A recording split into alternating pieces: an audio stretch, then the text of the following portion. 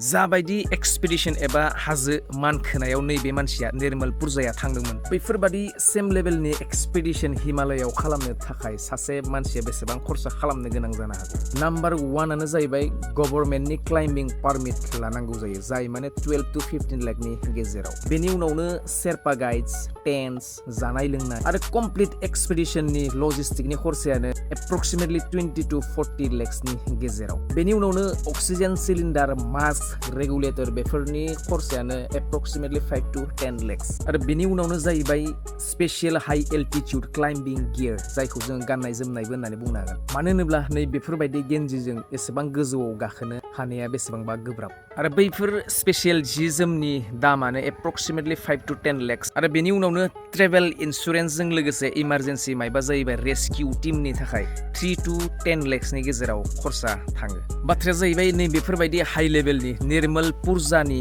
बादि एक्सपेडिशन खालामनो थाखाय एप्रक्सिमेटलि 50 लाखसनिफ्राय 1 crore सिम एक्सपेन्डिचार जानो हागौ, खरसा थांनो हागौ। नाथाय एसेबां खरसा खालामनायनि उनावबो पाहारा माब्लाबाबो लाइफनि गेरेन्टि होआ। पाकिस्ताननि हाजो गोजौआव जायखौ ब्रड पिक होननानै खोनानो मोन्दों बैयाव थांबाय थानाय समावनो मोनसे बेसेबांबा गोजौ गेदेर एभेलेन्सि एबा बरफनि पाहारा गोलैसिननानै निर्मल पुरजाजों गाखोफानाय लोगोफोर आरो शेरपा गाइड्सफ्राबो जिउ खोमानानै लानांगौ जाबाय। बिसोरनि गेजेराव सासेबो मानसिफ्रा न'आव फैफिननो हायासै। आरो बेफोरखौ नायनानै मोनसे ओरैबायदि साननाय फैयो, गभर्नमेन्टनि पारमिटआनो जा, अक्सिजेन सिलिन्डारानो जा, मानसिनि जिउनिख्रुइ बांसिन बेसेन गोसासिन जेबो बेसाद गैया।